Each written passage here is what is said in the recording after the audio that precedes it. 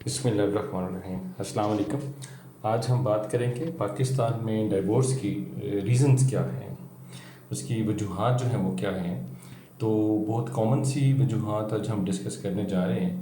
Number 1 پہ ہے مس understanding, کہ اس میں دونوں میاں بیوی کے درمیان غلط فہمی کا پیدا ہو جانا کسی وجہ سے، یا دونوں میں ناموافقت کا ہونا، یہ بھی طلاق کی وجہ بن سکتا ہے۔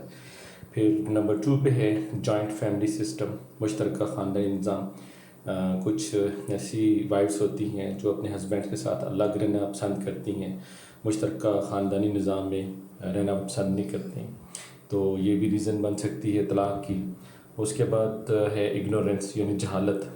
سم ٹائمز جو ہے وہ بیوی کی طرف سے جہالت کا مظاہرہ ہوتا ہے، اور بعض اوقات ہسبینڈ کی طرف سے اگنورینس کا یا جہالت کا جو ہے وہ الٹریٹ ہونے کی وجہ سے، جاہل ہونے کی وجہ سے نوبت اس تک آ پہنچتی ہے کہ دونوں کے اندر ڈائیورس ہو جاتی ہے۔ پھر ایشو لیس ہونا، کہ بعض اوقات اولاد نہیں ہوتی کافی عرصے تک، تو یہ بھی ڈائیورس کا ایک سبب بن سکتا ہے۔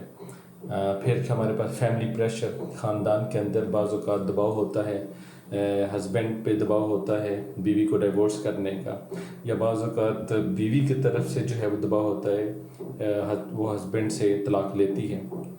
ایکسچینج میرج، یعنی وٹا سٹا کی شادی، یہ ہمارے معاشرے کے اندر بہت زیادہ عام ہے۔ اگر ایک ہسبینڈ جو ہے وہ بیوی کے ساتھ شادی کرتا ہے، اس کے ساتھ اس کا رویہ، ایٹیٹیوڈ، بیہیویئر اچھا نہیں ہے، تو پھر دوسرا جہاں پہ اس کی بہن کی شادی ہوئی ہوگی وہ اس کے ساتھ بھی ویسے ہی سلوک کیا جائے گا۔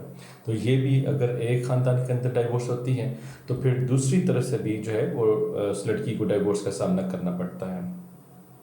ہسبینڈس انکم، نمبر 7 پہ یہ امپورٹنٹ پوائنٹ ہے کہ اس میں خاندان میں بیوی بچوں کا جو ہے وہ خرچہ اگر ہسبینڈ اپنی آمدن میں سے پورا نہیں کر پاتا تو یہ بھی دونوں کے درمیان ایک وار جو ہے وہ بن سکتی ہے، اور ایک ڈائیورس کی ریزن جو ہے یہ بھی بنتی ہے، جس سے دونوں کے درمیان طلاق ہو جاتی ہے۔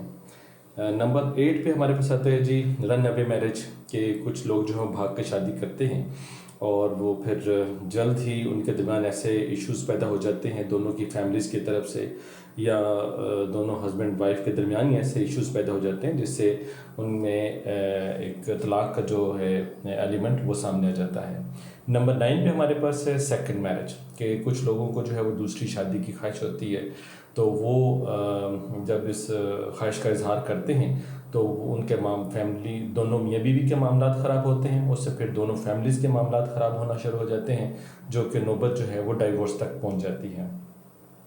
ایک اور جو ریزن ہمارے سامنے آئی ہے کہ گرل فرینڈ یا بوائے فرینڈ کا ہونا، کہ کچھ گرلز ایسی ہوتی ہیں جن کی جو فرینڈشپ ہے وہ بوائز کے ساتھ ہوتی ہے، یونیورسٹی کے اندر، کالج کے اندر، یا بیفور میرج ان کی جو ہے وہ آپس میں انڈرسٹینڈنگ ہوتی ہے۔ اسی طرح سے جو ہسبینڈ ہے یعنی جو لڑکا ہے اس کی کسی گرل کے ساتھ جو ہے وہ فرینڈشپ ہے، تو جب دونوں میں سے دونوں کے ایسے کوئی پوائنٹ، یا دونوں میں سے کسی ایک ایسا پوائنٹ جو ہے وہ سامنے آتا ہے، تو پھر بھی جو ہے ڈائیورس کی تک جو ہے یہ نوبت پہنچ جاتی ہے۔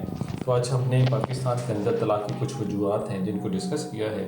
انشاءاللہ نیکسٹ ٹائم جو ہے وہ ہم مسلم آئلی قوانین آرڈیننس 1961 کی دفعہ 7 جو ہے اس کا ضابطہ کار کیا ہے، کس طرح سے ڈائیورس ہوتی ہے، وہ اس کو ہم ڈسکس کریں گے۔ تب تک اجازت دیں، تھینک یو ویری مچ۔ ہمارے چینل کو آپ سبسکرائب کریں، لائک کریں، شیئر کریں۔ Thank you very much.